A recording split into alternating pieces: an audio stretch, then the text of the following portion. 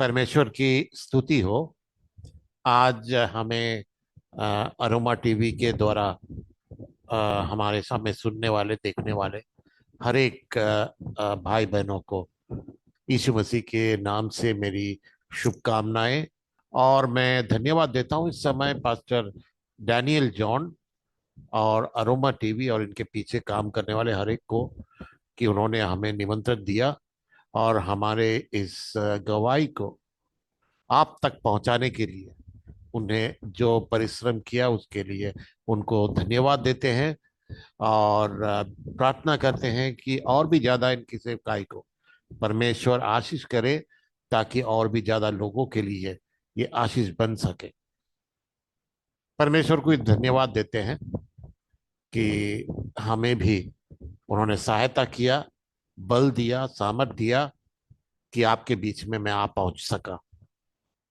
मेरा नाम है पास्टर जोसेफ जॉय और आप लोग सभी देख पा रहे हैं कि मैं बिस्तर में लेटा हुआ हूँ और आप लोग से बातें कर रहा हूँ। करीब 6 साल से ऐसे बिस्तर में मैं लेटा हुआ हूँ और मेरे कंधे के नीचे पैरालाइज है। और केवल हमें कंधे के ऊपर जो है बात कर सकते कर सकते हैं।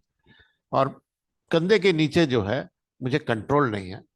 कभी कभी जो है मेरे कंट्रोल से बाहर वो स्पैस्म होता है।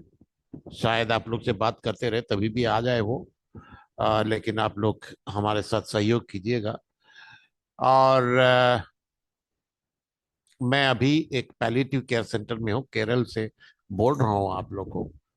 और ऐसे मैं अभी 6 साल से ऐसा हूँ। ये पहले मैं इतना बोल दिया क्योंकि आप लोग सोचते होंगे कि क्या बिस्तर से लेटे लेटे बात कर रहे हैं, इसीलिए पहले से ही ये बात आपको बता दे रहा हूँ। और मेरी गवाही स्टार्ट करने से पहले मैं बोलना चाहता हूँ कि मैं कहाँ जन्म हुआ सब कुछ बताना चाहता हूँ। मेरा जन्म हुआ है वह पश्चिम बंगाल में दुर्गापुर शहर में। ये एक इंडस्ट्रियल सिटी है, वहाँ स्टील प्लांट्स है और मेरी पापा वहाँ पर स्टील प्लांट में नौकरी करते थे।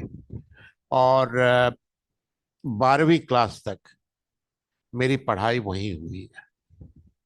12वीं क्लास तक पढ़ाई हुई। मैं एक मसीह परिवार में जन्म लिया हूँ। मेरे घर में ही संडे स्कूल वगैरह होता था, मेरे पापा चलाते थे।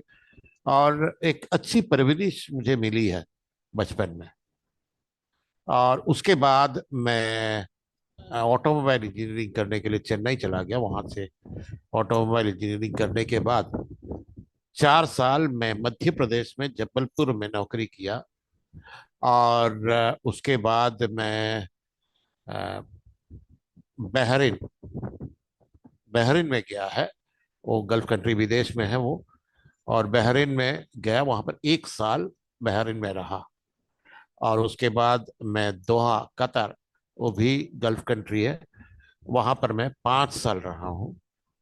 और उसके बाद जब परमेश्वर ने सेवकाई के लिए बुलाया तब मैं वहां से इस्तीफा दे करके सेवकाई में निकल पड़ा। और 18 साल में कलकत्ता में रहते हुए सेवकाई किया है। मेरा बचपन आपसे कह चुका हूं कि बचपन में मेरा अच्छा परवरिश मिला है।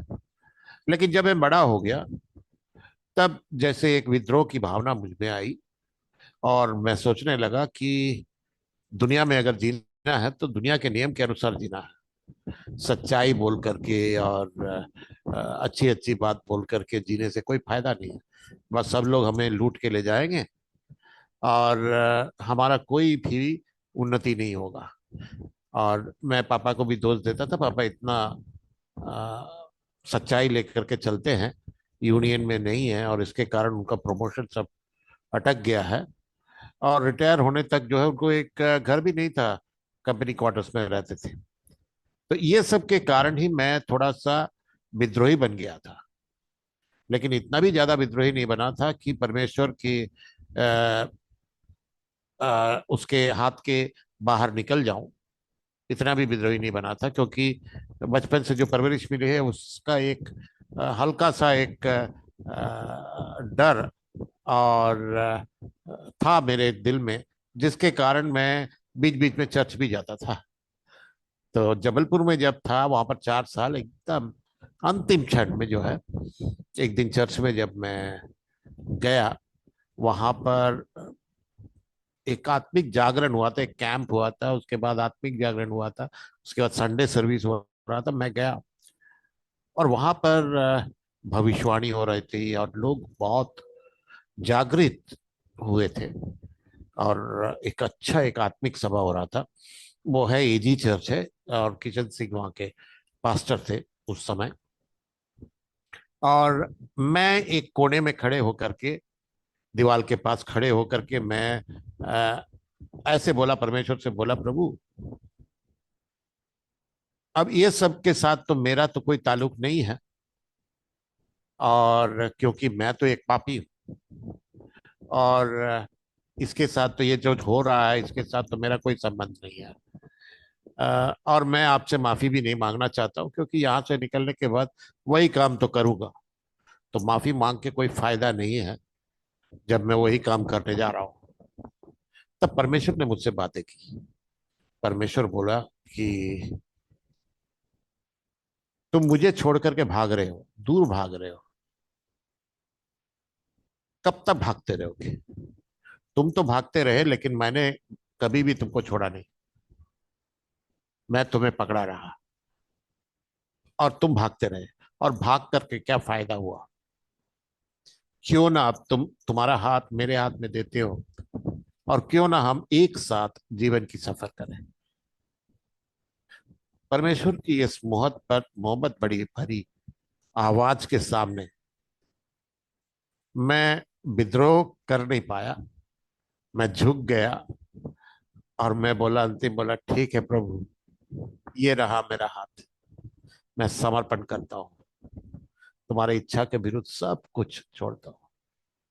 और उस दिन से मेरे जिंदगी में एक बहुत बड़ा बदलाव हो गया। एकदम से बोल सकते हैं कि एक घूम गया एकदम परमेश्वर की ओर, और दुनिया से ज्यादा लगाव नहीं रहा। परमेश्वर का वचन सीखो, परमेश्वर के नजदीक जाओ, परमेश्वर को जानो, यही सब मेरा दिली आग्रह रह गया।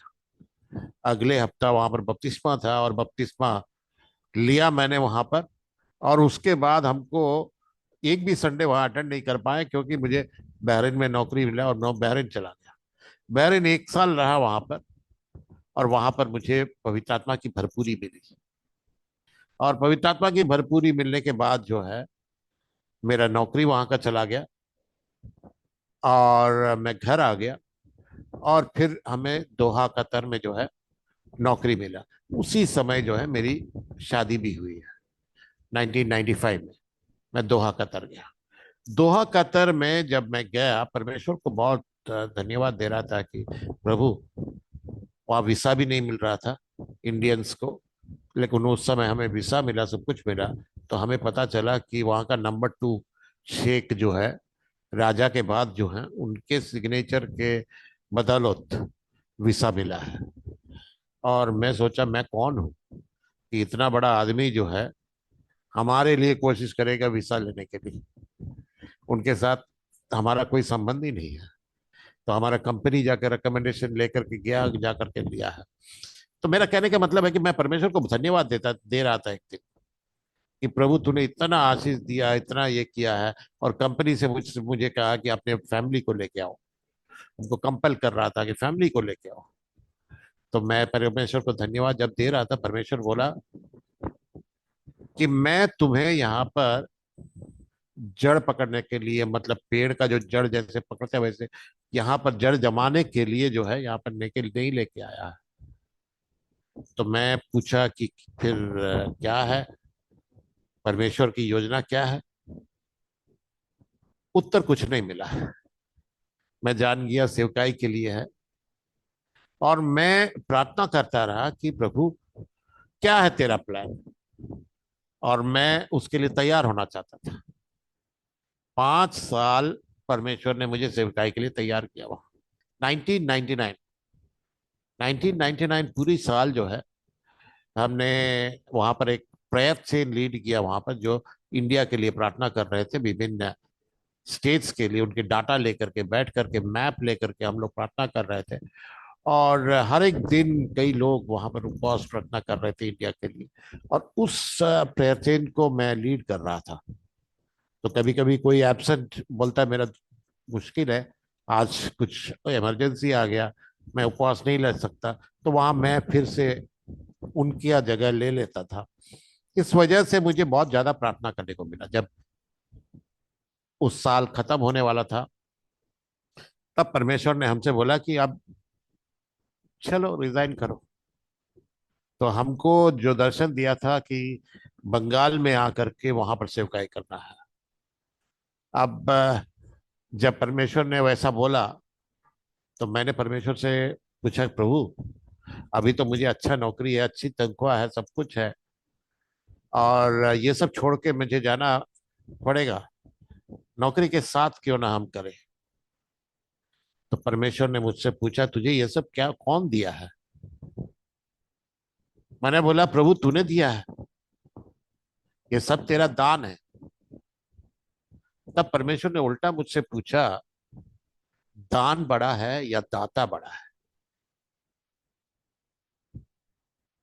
दान बड़ा है या दाता बड़ा है? मैं एक सेकंड के लिए रुक गया, और उसके बाद मैंने बोला, प्रभु समझ गया, मैं अब दान को पकड़ करके बैठूंगा नहीं, मैं बस दाता को पकड़ूंगा। और उस दिन से मेरा जीवन का मकसद और एक हो गया है। मैं दान को कभी भी ज्यादा इंपॉर्टेंस नहीं दिया। हाँ वो अच्छा है, लेकिन उसको इंपॉर्टेंस नहीं दिया, मैंने दाता को पकड़ा। ये है टू 1999 में डिसीजन लिया, 2000 जनवरी में रिजिग्नेशन दिया, 3 महीना नोटिस पीरियड था, और उसके बाद जो है मैं आ गया इंडिया। और परमेश्वर की अगुवाई के लिए प्रार्थना करने लगा, कैसे जाऊं क्या ना जाऊं। तो परमेश्वर जैसे अगुवाई दिया, मैं आईसीपीएफ इंटर कॉलेजिएट प्रेयर फेलोशिप, एक पैरा चर्च ऑर्गेनाइजेशन है जो कॉलेज स्टूडेंट्स के बीच में सेवकाई करते हैं, और उस ऑर्गेनाइजेशन के साथ मिलकर के उनके लिए एक स्टाफ की जरूरत थी कलकत्ता में। तो उन्होंने हमको अप्रोच किया था, और उसके अनुसार मैंने उनके साथ ज्वाइन किया। ये परमेश्वर ने जो दर्शन दिया था, दौत्य दिया था, उसके लिए भी ये एक अच्छा प्लेटफॉर्म था, क्योंकि एक रिवाइवल जागरण के लिए मैंने प्रार्थना किया था। और अगर जागरण होना है, तो अकेला एक आदमी से नहीं होगा, बहुत लोगों से होना चाहिए। तो बहुत सारे लीडर्स को उठ के आना जरूरी है। तो मेरा परमेश्वर ने यही दिया है कि लीडर्स को बनाना है, उठाना है।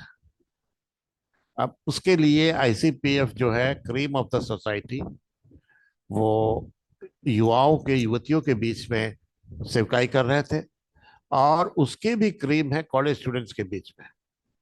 और सभी चर्चेस के साथ, सभी संगठनों के साथ एक साथ हाथ मिलाते हुए हमको काम करने का मौका मिला। कलकत्ता में आया, 3 साल कलकत्ता में रह करके जब सेवकाई किया, कलकत्ता में सेवकाई जब आगे बढ़ गया, और लोकल्स के बीच में भी सब आगे बढ़ा जब, तब हमको जो है परमेश्वर ने और दौत्य दिया।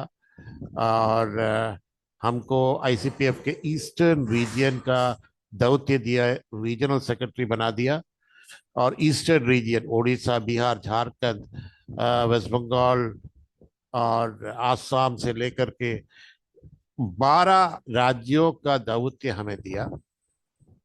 और 18 साल, मतलब वो पहले का 3 साल भी जोड़ करके 18 साल वहां पर रह करके कलकत्ता में बेस करके इन 12 राज्यों में सेवकाई किया। 2 राज्य छोड़ करके, त्रिपुरा और सिक्किम में नहीं जा पाया, इतना बड़ा विशाल जगह है। और सब जगह मैं गया, वहां पर सेवकाई किया। और आज वहां सब जगह जो है अच्छा अच्छा सेवकाई चल रहा है। इसके लिए हम परमेश्वर को धन्यवाद देते हैं। इस बीच वहां पर आईपीसी चर्च था, जो लोकल्स के बीच में सेवकाई और बढ़ाना चाहते थे, काम करना चाहते थे। उन्होंने हमारे पास आए, और हमारे आईसीपीएफ को चिट्ठी लिखे कि मेरी सेवकाई अगर मिले तो अच्छी होगी, पर उसके परमिशन के साथ हम आईपीसी के साथ भी जुड़े। और वहां पर एक चर्च से अभी करीब 100 चर्च वहां पर हो चुका है। वहां पर एक चर्च था उनका, और उसके बाद आईपीसी कुंभनाड़ के अंडर में दूसरा चर्च जो बंगाली चर्च था उसका दौत्य मेरा था। और वैसे वहां पर सेवकाई किया, अनेक लोगों को हमने रीच आउट किया, और वो आगे आए, विश्वास लिया हमें एक्सक्लूसिवली सबके लिए, मतलब सब पीपल ग्रुप कॉमनली हम लोग रीच आउट करते थे। वो हिंदू हो, मुस्लिम हो, क्रिश्चियन हो, हर एक के बीच में हम लोग जाते थे और सेवकाई करते थे। और परमेश्वर ने हर जगह से हमें फल दिया है, और विलेज सब जगह से दिया है। और हर जगह अब आज वहां पर बहुत सारे पास्टर्स पासवान लोग हैं वहां पर, और सेवकाई बड़ी अच्छी से चल रही है। आज भी मैं आईसीपीएफ का सेवकाई कर नहीं पा रहा हूँ, लेकिन आईपीसी के साथ आज भी जुड़ा हूँ। वहाँ का एक रिस्पॉन्सिबिलिटी आज भी मुझे है, वहां पर सेवकाई कर रहा हूँ। और जब सेवकाई कर रहा था, अंतिम चरण आया तो परमेश्वर ने हमको, देखिए क्या है कि मेरा जब परमेश्वर को स्वीकृत किया तब से परमेश्वर हमको बना रहे हैं। और परमेश्वर हर चीज में मेरे अंदर बहुत सारे परिवर्तन लाए। और अंतिम दिनों में जो है, मतलब 2018 से पहले, 4 साल पहले से परमेश्वर ने हमको एक सूचना दिया कि हम ज्यादा नहीं दौड़ेंगे। उस समय मेरा कमर का दर्द था, मैं सोचा कि इसी दर्द का बढ़ने से जो है मैं बिस्तर पकड़ लूंगा या दौड़ नहीं पाऊंगा, यात्रा नहीं कर पाऊंगा। तो इसलिए ज्यादा सेवकाई करने लगा। लेकिन हुआ क्या कि 2018 में मैं और मेरी वाइफ दोनों एक साथ बीमार पड़ गया। 2018 में मेरी वाइफ पहले बीमार पड़ गई, कलकत्ता में दिखाया वहां पर, और दिखाने से वहां कुछ हो नहीं पा रहा था, इसलिए उनको केरला भेज दिया। और केरला में आकर के पता चला, ये जून महीना में केरला में आया, और आकर के वो बोला कि यहाँ पर ऑपरेशन चाहिए। और मैं भी यहाँ पर पहुंचा, ऑपरेशन थिएटर में घुसाया, ऑपरेशन किया। जब पेट फाड़ा, बोला एंटरटाइज में ट्यूमर है, बोल करके रिमूव कर लेंगे बोले थे। लेकिन जब पेट खोला गया, उसके बाद हम लोग को बुला के डॉक्टर बोल रहे हैं कुछ कर नहीं सकते, ये तो कैंसर है, पूरा एकदम फैल चुका है, हम लोग इसके लिए कुछ कर नहीं सकते। वो जहाँ ब्लॉक है, इंटेस्टाइन ब्लॉक है, वहां पर एक बाईपास कर देते हैं। आप लोग इनको ले जाइए, ले जा करके ऑन्कोलॉजिस्ट को दिखाइए, कैंसर के डॉक्टर को दिखाइए, ऐसे बोले। तब एकदम से जैसे सब कुछ पहाड़ टूट पड़ा। हम लोग फिर उसके बाद ऑन्कोलॉजिस्ट के पास गए, 2-3 डॉक्टर के पास गए। सभी ने ऐसे कहा कि 6 महीना जिएंगे, इससे ज्यादा नहीं। और इसके क्योर के लिए, मतलब चंगाई के लिए हम लोग कुछ नहीं कर सकते हैं। सिर्फ हम लोग इसके एक पैलिएटिव केयर दे सकते हैं। और हमने एक हॉस्पिटल में कीमोथेरेपी के लिए सब हमने डेट लिया। डेट लेने के बाद थोड़ा समय था। अब मेरा एक बेटा है और बेटी है। और मम्मी पापा भी उस समय थे मेरे साथ कलकत्ता में। मम्मी पापा को मेरी दीदी लेके चली गई बोकारो में, झारखंड में। और मेरा बेटा पढ़ रहा था, इंजीनियरिंग कर रहा था बेंगलोर में। और मेरी बेटी 12वीं क्लास में कलकत्ता में पढ़ रही थी।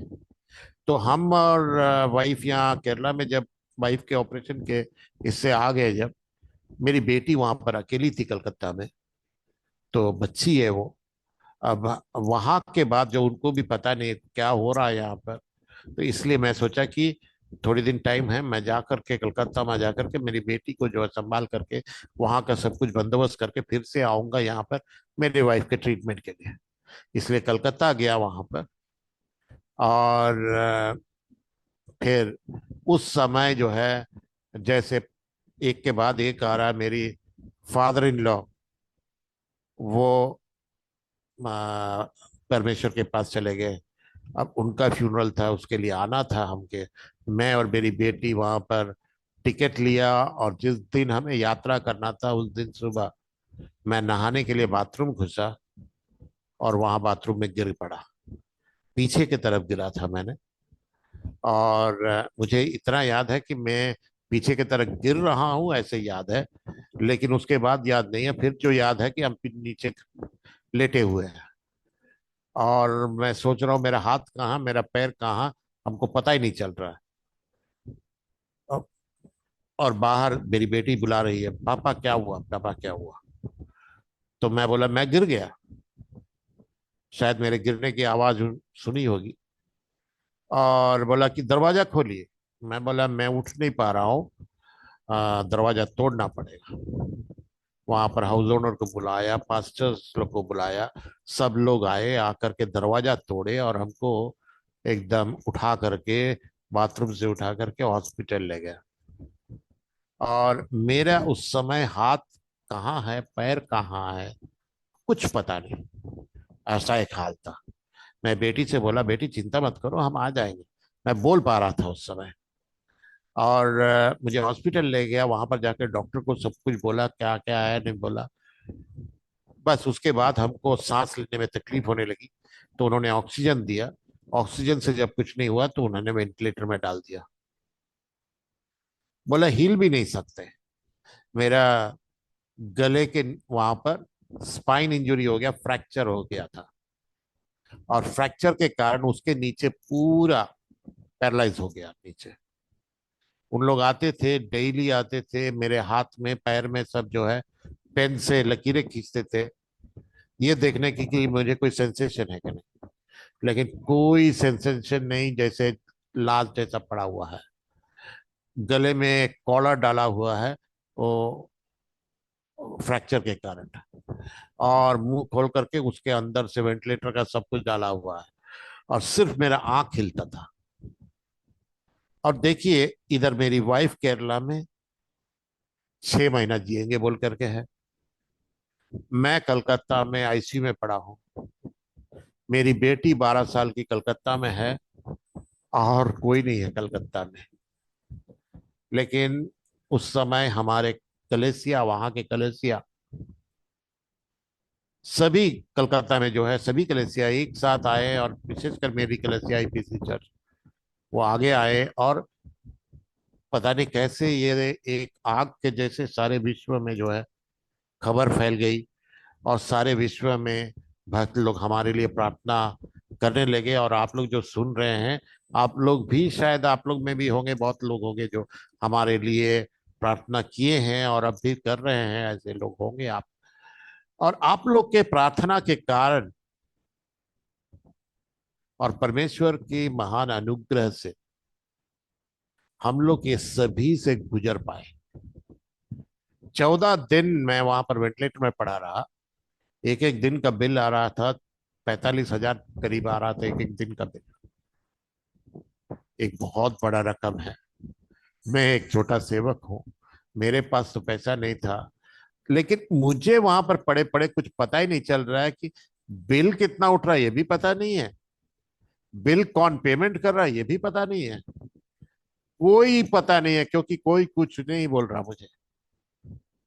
मेरी बेटी का हाल तो और भी बुरा था, क्योंकि उस उस दिन तक उनको कोई भी दिक्कत होती थी, कोई भी परेशानी होती थी, वो दौड़ के आते थे, मम्मी पापा के पास आके बोलते थे, और मम्मी पापा सॉल्व कर देते थे उनके समस्या।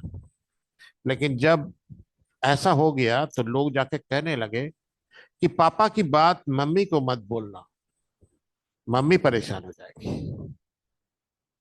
और मम्मी की बात पापा को जाके मत बोलना, पापा परेशान हो जाएगी। तो बच्ची सोचने लगी कि मेरी बात मैं किसको बोलूं। लेकिन परमेश्वर का बड़ा अनुग्रह सोचिए, मेरी बेटी उस सब से गुजरी। मेरे वहां पर स्कूल में स्कूल प्रेफेक्ट थी, सब ये अच्छे से की। और जब 12वीं क्लास पास की, 94% से वो पास की। और ये बड़ी आश्चर्य की बात है। 14 दिन मैं वहां पर पड़ा रहा, हॉस्पिटल में पड़ा रहा। बिल इतना आने के कारण मेरी बड़ी दीदी जो है, वो बोकारो में नर्स थी, चारकंद में। वो हमें लेकर के बोकारो चले गए और वहां कुछ महीना हॉस्पिटल में पड़ा रहा। उसके बाद दीदी अपने घर में ले गई, घर में पड़ा रहा 10 महीना। इस बीच वेंटिलेटर का कनेक्शन मेरे मुंह से निकाल करके गले में होल बना करके गले के अंदर डाल दिया, बस। उसी के साथ ही जो है, मैं बातचीत नहीं कर पाता था। हवा वहीं से निकल जाता था, गले से ही निकल जाता था। और मैं बातचीत कर नहीं पाता था, कोई बोल नहीं पाता था। और इशारों से समझाने की कोशिश कर रहा था। लिख के भी बता नहीं पाता हूं, क्योंकि मेरा हाथ चलता नहीं। लिख के ना बता पाता हूँ, मेरी तकलीफें, मेरी जरूरतें बता नहीं पाता हूँ। मुंह से नहीं बता पाता हूँ, क्योंकि बोल नहीं पाता हूँ। सिर्फ होंठ हिलता था, और लोगों को मेरा होंठ देख करके वो समझना था कि क्या हो रहा है। कभी कभी ऐसा होता था कि कोई आते हैं और हमको दिखाते हैं कि ठीक है, समझ में आ रहा है, मुंडी हिलाते हैं, लेकिन उनको समझ में नहीं आता। मैं तकलीफ करके बोलने के तरफ, सब कुछ होने के बाद वो ठीक है करके चले जाते हैं। लेकिन तभी हमको समझ में आता है कि उनको कुछ समझ में नहीं आया। तो इसकी तकलीफ मैंने 10 महीना भुगता। ये कैसा गंभीर तकलीफ है। और हमारा तो परिवार पूरा बिखर गया, और मृत्यु से हम लड़ने लगे। और ये 10 महीने में जो है, मेरा बुखार, हरदम बुखार रहता था, और एकदम चढ़ जाता था, कभी बेहोश हो जाते थे। और मेरा बेडसोर हो गया, एकदम दुबला हो गया, पतला हो गया। बेडसोर हो गया था, इतना बांस देता था। हालत बुरा था, कब खत्म होगा, कब मरेगा, ऐसा हरदम, कभी भी जा सकता है, ऐसा एक हाल था। वो है कि आ, मेरा टू 2018 में हुआ, अंत में दिसंबर में, जब वाचनाई सर्विस से पहले वहां पर फास्टिंग प्रेयर चल रहा था मेरी दीदी के चर्च में। और उस फास्टिंग प्रेयर के अंत में जो है, मेरे अंदर रिकवरी होने लगा। मेरा फीडिंग ट्यूब निकाल दिया था, और मैं उठ के बैठा, बोला मुझे बैठना है। उन लोगों ने हमको उठ के बैठाया।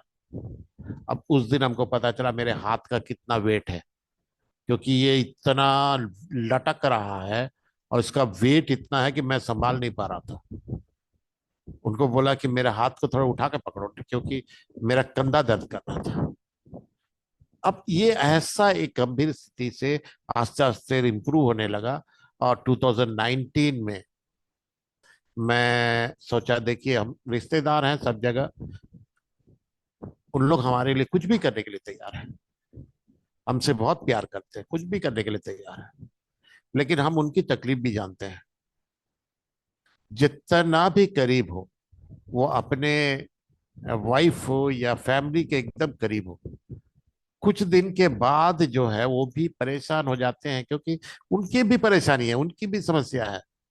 ये सब समझते हुए हमने सोचा कि हम लोग सब एक साथ आएंगे, परिवार फिर से हम लोग एक साथ होना चाहते थे।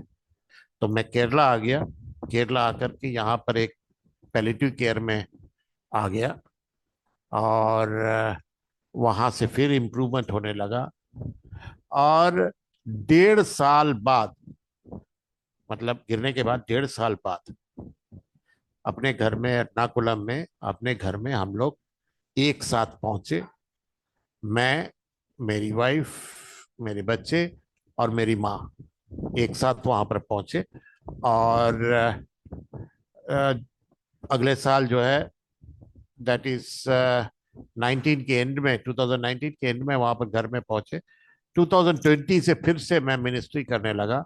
और आज भी मैं ऐसे बिस्तर में लेटे लेटे मैं मिनिस्ट्री कर रहा हूँ। मेरी वाइफ जो 6 महीना जिएगी बोली थी, प्राय 2.5 साल वो जिंदा रहे, और उसके बाद यीशु मसीह के पास चले गए हैं। 2020 अक्टूबर में वो यीशु मसीह के पास चले गए हैं। और मेरा बेटा जो इंजीनियरिंग पढ़ रहे थे, कंप्लीट कर लिए वो, अभी बैंगलोर में है, उनका शादी भी हो गया और बैंगलोर में है। मेरी मेरा बेटा और बहू बैंगलोर में है। मेरी बेटी मेरे साथ थी, यहीं पर केरला में पढ़ाई कर रही थी, इंजीनियरिंग वो भी की।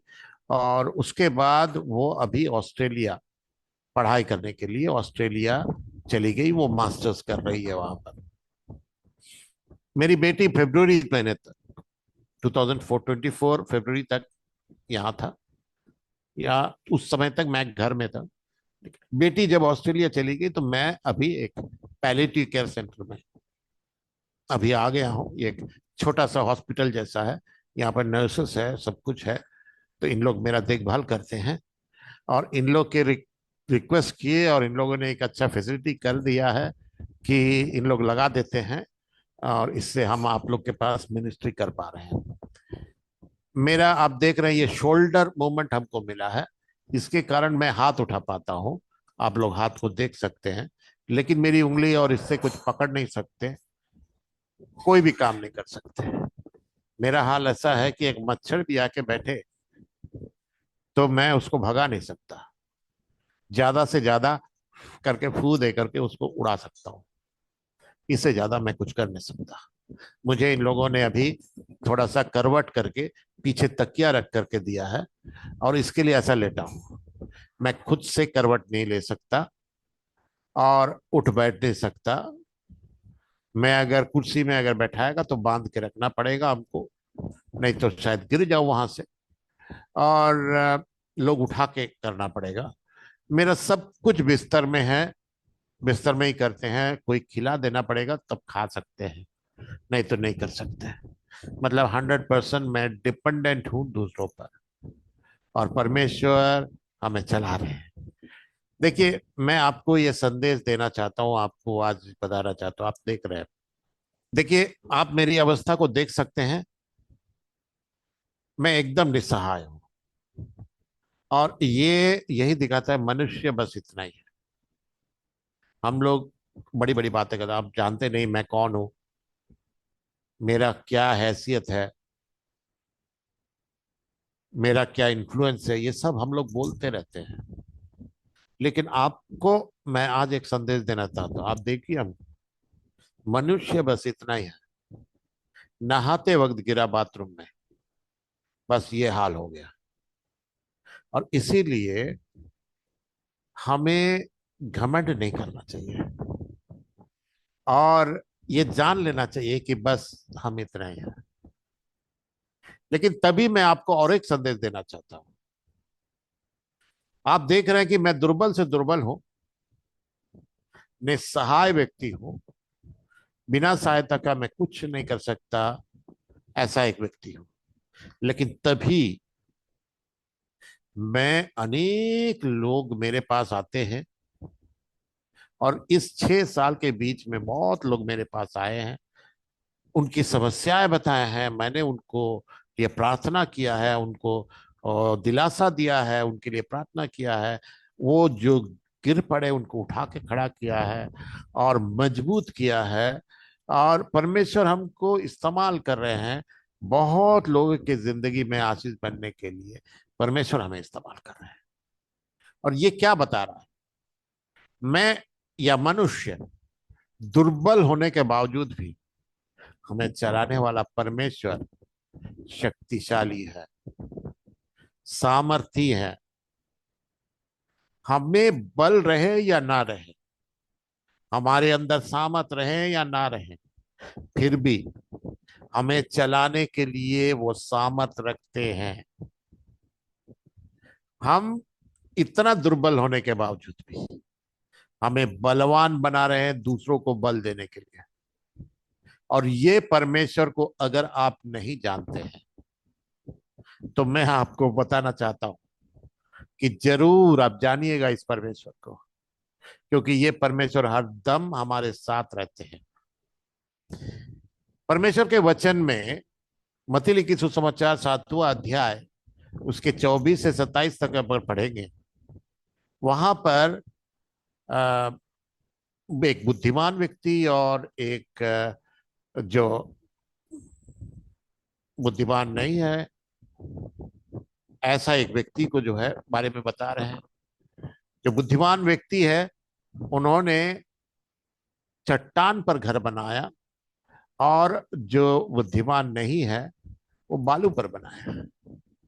दोनों घर अच्छे से उठे, लेकिन पानी गिरा, बरसात हुआ, पानी गिरा, तूफान आया और बाढ़ आई, और जो घर बालू पर पड़ा था, बनाया गया था, वो गिर पड़ा, और जो चट्टान पर बनाया था वो खड़ा रहा। और मैं ऐसा अनुमान करता हूँ, जो बालू पे गिर बनाया घर है, वो जब टूटा, उसमें रहने वाले लोग दौड़ते हुए आए थे इस चट्टान पर खड़े जो घर है उस पर। ये हमारी जिंदगी को दिखा रहे हैं। हम लोग जब परमेश्वर के वचन को सुन करके उसके अनुसार अपनी जिंदगी को बनाते हैं, वो हमारा नींव है।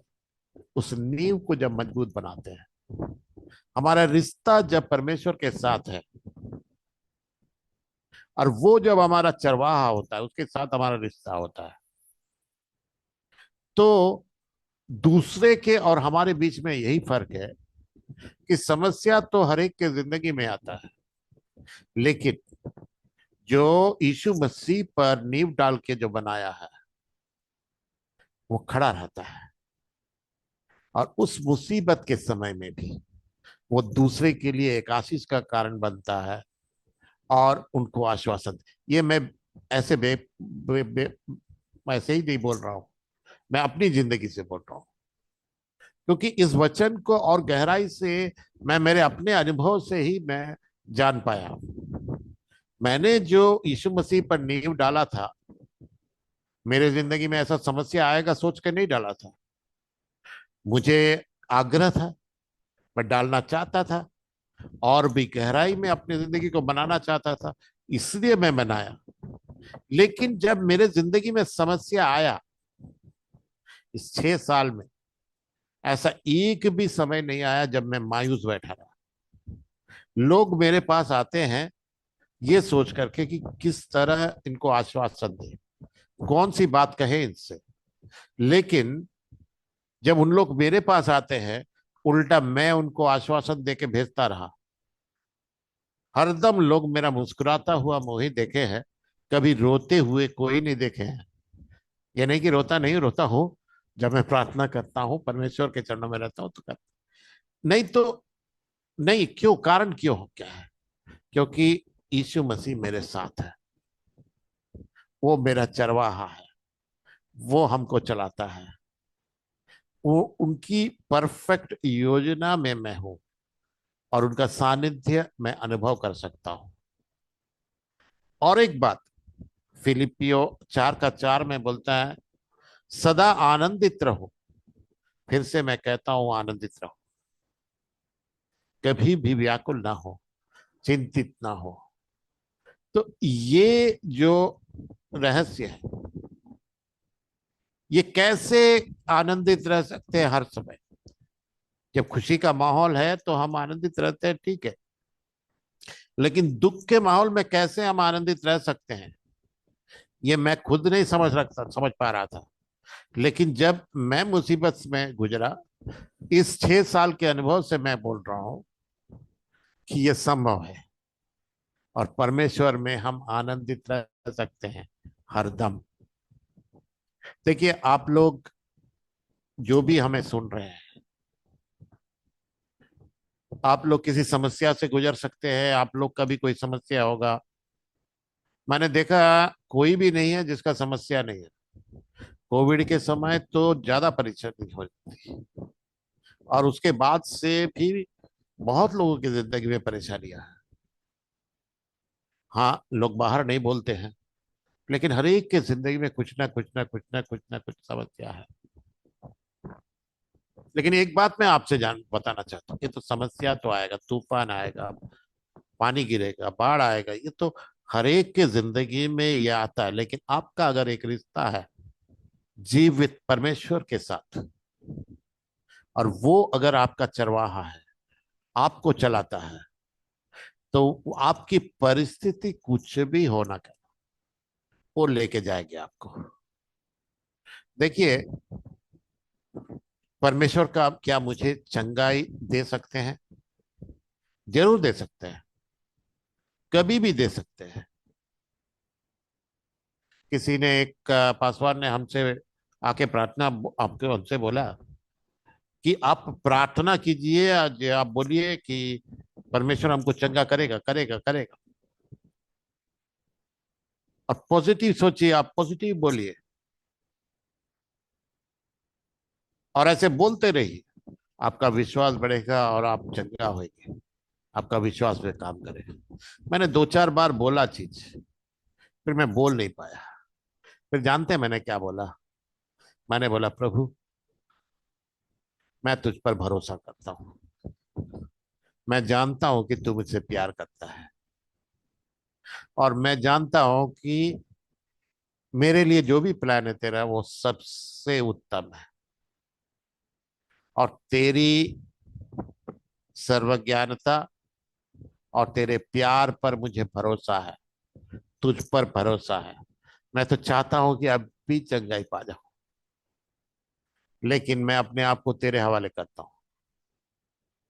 तू जैसे ले जाएगा, मैं वह मुझे वैसे ही ले जा, क्योंकि तेरे हाथों में मैं सुरक्षित हूं। और सही में मैं सुरक्षित हूं। परमेश्वर मुझे किस प्रकार ले जाते हैं? शायद हमें जो है मूसा के जैसे जो है, लाल समुद्र को दो भाग करके सूखी जमीन से हमें ले जाए,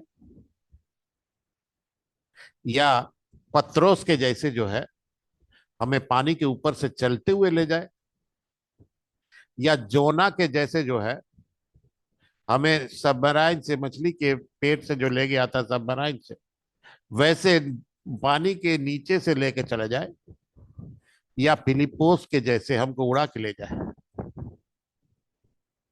वो परमेश्वर सोचे, वो परमेश्वर का काम है। परमेश्वर के पास बहुत सारी रास्ताएं हैं। देखिए ना, आज बिस्तर में लेटे लेटे आपके साथ पहुंचा दिया, आपके पास पहुंचा दिया। ये क्या आश्चर्यकारी नहीं है? ये एक संदेश आपने कभी सुना है, बिस्तर में लेटे लेटे कोई संदेश दे रहा है? ये भी कारनामा परमेश्वर का कारनामा है। हमको सामर्थ्य दिया है परमेश्वर। अब परमेश्वर ले जाने का बहुत सारा मार्ग है, और मैं निश्चय कर लिया, मैं बल नहीं पकड़ूंगा। इस मार्ग से ही ले जाने मैं नहीं बोलूंगा। तेरी मर्जी, तू जिस मार्ग से ले जा, लेकिन एक बात है, तेरा सानिध्य मुझे हरदम चाहिए। तेरा सानिध्य हमसे छूट ना जाए। और तेरा सानिध्य अगर मेरे साथ है, तो कोई भी रास्ता से ले जाए, मुझे कोई भी चिंता नहीं है। आप भजन संहिता 23 आप पढ़े होंगे। वहां पर कहता है, यहोवा मेरा चरवाहा है। ओह, उस बात पे कितना दम है जानते हैं? कोई ऐरा गैरा नहीं है, कोई ऐरा गैरा नहीं है। यहोवा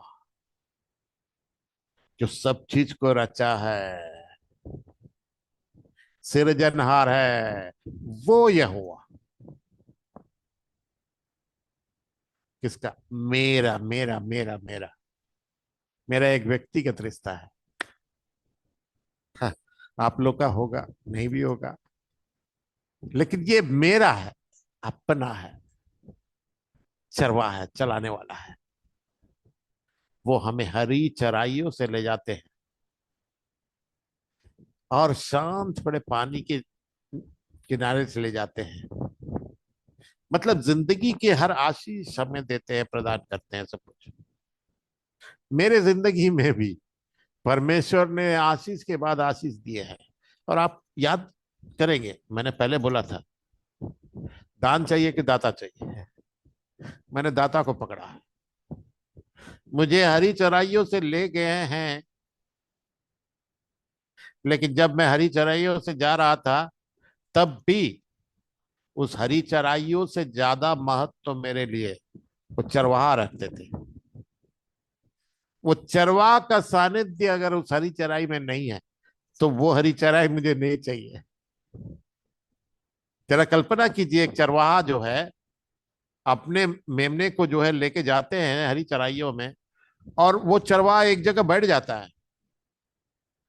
अब क्या सोचते हैं, ये मेमना सब जो भटक जाएंगे सब जगह? नहीं नहीं, वो चरवाहा जहां बैठे रहते हैं ना, उसके चारों तरफ ही वो घास खाते हैं। और जब चरवाहा जैसे ही उठेगा ना, वैसे ही ये मेमने भी जो है सतर्क हो जाएंगे। और जैसे ही चरवाहा चलने लगेंगे, मेमना घास छोड़ देंगे, उसके पीछे जाएंगे।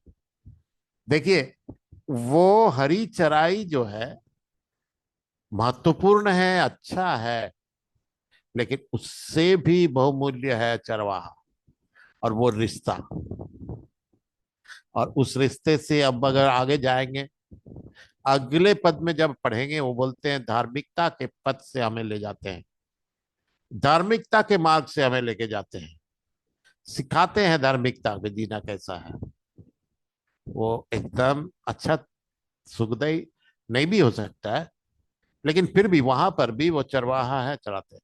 लेकिन चौथे पद में अगर जाएंगे, वहां पर देखते हैं कि वो हमें घोर अंधकार की तराई से अगर ले जाए,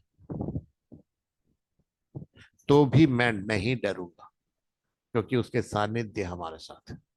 ये जानते हैं घोर तराई कैसा होता है?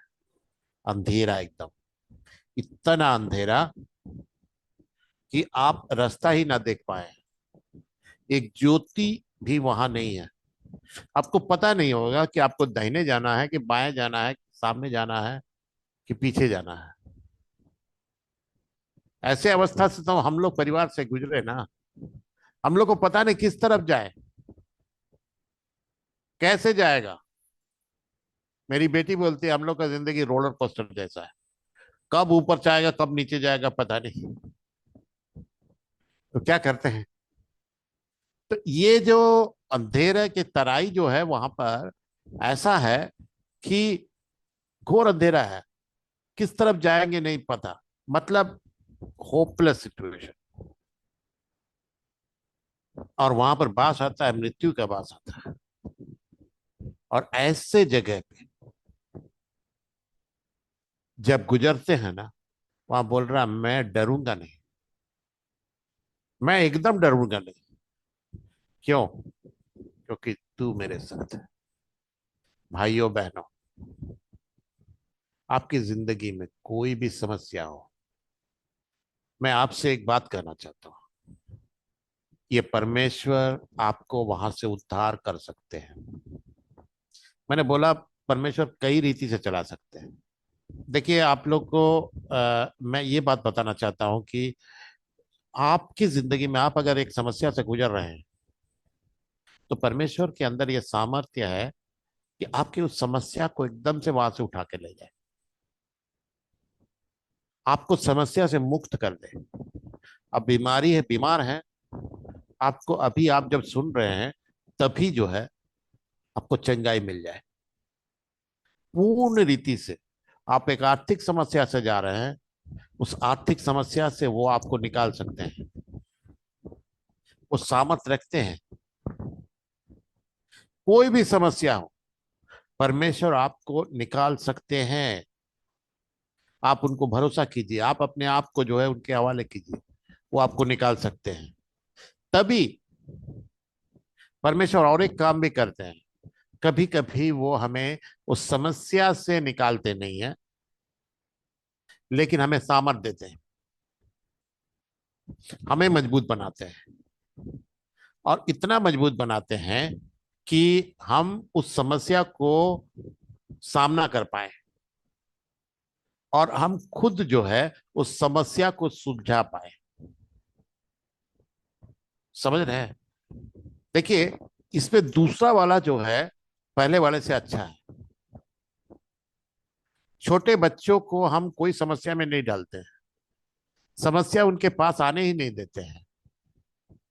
लेकिन जब बड़े हो जाते हैं, हम ये उम्मीद करते हैं कि वो समस्या से ना भागे, मगर उसका सामना करें और उसको सॉल्व करें। और ठीक इसी तरह आपको परमेश्वर जानते हैं, आप अपने आप को परमेश्वर के हवाले कीजिए, उसका भरोसा कीजिए। वो आपको जानते हैं, सबसे उत्तम मार्ग है, और आपको जरूर वो उस पार ले जाएंगे। अब यहां पर सवाल आता है, कैसे और कब। ये दो सवाल है, कैसे और कब। मैं जब एक जगह पर एक परमेश्वर के दास आए, हमको आश्वासन देने के लिए बोले, देखिए, हम लोग ट्रेन से जाते हैं, कभी एक गुफा से जब प्रवेश करते हैं तो कुछ देर तक अंधेरा रहता है, लेकिन हरदम अंधेरा नहीं रहता है, उस पार जो है उजाला है। आप हरदम अंधेरे में नहीं रहेंगे, उस पार जाएंगे, उस पार उजाला है। तो मैंने उल्टा उस पास्टर से एक सवाल किया कि मेरा टनल जो है, मेरा जो ये गुफा है, ये कितना लंबा है, कितना देर अंधेरे में रहेंगे। दूसरा सवाल ये था कि जब तक हम अंधेरे में हैं तब तक हम क्या करेंगे। वो पास्टर एकदम बौखला गए, उत्तर नहीं दे पाए। पास्टर हमको प्यार करते थे, लेकिन उनके जाने के बाद मैंने खुद जो है सोचा, मैं कैसे जी रहा हूं। तब मुझे एक चीज हमको समझ में आया कि देखिए, हमारी समस्या कितना लंबा है, कितना दिन रहेगा, ये सब का उत्तर हमें शायद ना भी मिले। मेरा टनल जो है, मेरा गुफा कितना लंबा है, कितना साल तक हम बिस्तर पे लेटे रहेंगे, इसका एक उत्तर आज भी मेरे पास नहीं है। लेकिन एक चीज है कि मेरे साथ जो यात्रा कर रहे हैं ना, मेरा सहयात्री मेरा परमेश्वर है। मैं खिड़की से बाहर देख के बैठता नहीं हूं ट्रेन में। मेरी जिंदगी के सफर में मैं खिड़की से बाहर देख के नहीं बैठ रहा हूं। मैं अपने परमेश्वर के साथ उस संगति का आनंद लेता हूं। और जब ये परमेश्वर की संगति का आनंद लेता हूं, तो मुझे ये परवाह नहीं है बाहर अंधेरा है कि ज्योति है। समझ रहे हैं? इसका मतलब मैं ये बोल रहा हूं कि आप ये समस्या से तो बाहर निकलेंगे। परमेश्वर हमारे लिए बेस्ट योजना है, आप तो बाहर निकालेगा तो निकालेगा ही।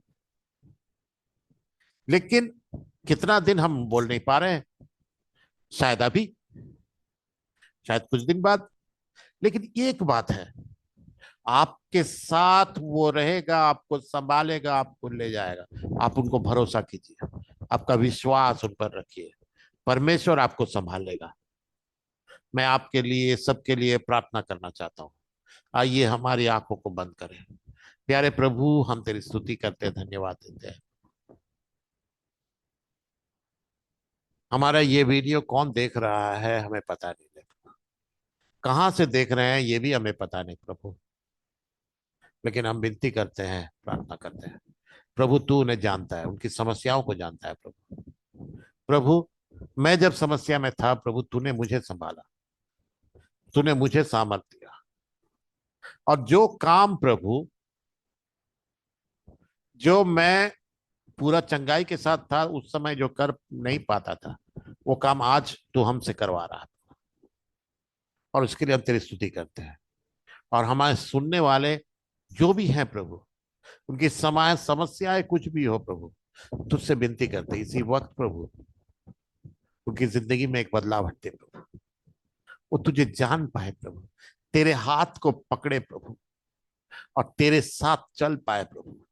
उनका जितना भी गहरा समस्या हो प्रभु, उस गहरे समस्या से प्रभु तू उनका हाथ पकड़ करके आगे ले जा प्रभु, और उनको बाहर ले जा प्रभु। और प्रभु, इस बीच वो तुझे जान पाए प्रभु, और तेरे साथ प्रभु वो सिर्फ इस दुनिया में नहीं, अनंत काल तक एक साथ रह पाए प्रभु। और उनका भविष्य अनंत काल तक तेरे साथ सुरक्षित रह पाए प्रभु। हम प्रार्थना करते हैं, उनको तेरे हवाले करते हैं, और यीशु मसीह के नाम से हम उनके लिए प्रभु प्रार्थना करते हैं प्रभु, कि उनको तू चंगाई दे, और उनकी समस्याओं को प्रभु तू दूर कर। धन्यवाद देते हैं प्रभु, तूने हमारी प्रार्थना सुनी है। यीशु मसीह के नाम से चाहते हैं, सुना और ग्रहण कर। और एक बार आप लोग को धन्यवाद देते हैं। परमेश्वर आप लोग को इस वचन से आशीष दे। हमारा नंबर दिया हुआ है वहां पर, आप लोग हमसे भी संपर्क कर सकते हैं। आप जब बुलाएंगे तो तुरंत, अगर मैं आंसर नहीं कर पाया तो आपको मैं कॉल बैक करूंगा और आपसे जरूर बातें करूंगा। और ये आशा करूंगा कि आपको अगर जरूरत है तो जरूर बुलाइएगा। Thank you. God bless you.